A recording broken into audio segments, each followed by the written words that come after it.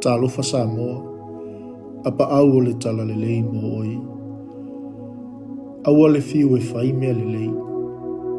Whaamasani iai, ma ia vea mau nā tura le ola whai mea lelei.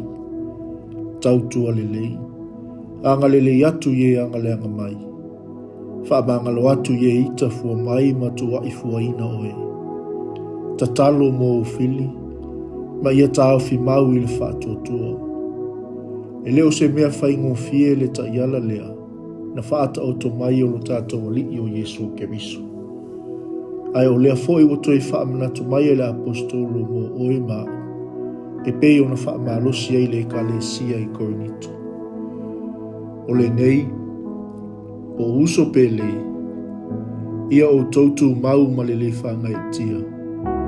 Ia alualu lo o tau whaamalosi le ngā luenga le lii ma le lea unoa. Ina ua o tau i loa, e le se mea whaalea o ngālo o tau tauti ngā i le lii. Le atua mama nai, ia ea o mai ea tea, ia o tau mau, ma ia o tau fi mau le wala au o i wala au e naia.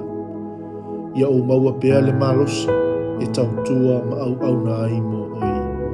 Ono Yesu Keriso, wala tuaila mātou tatau. Ameni. Sa mole atunu pele, ia ono sai matao fi mau, iti ngao le au unanga. Ele whaangalo ina lava o e leli. Manuia le amatanga o ngā luenga o le niwa yasu. Soifua.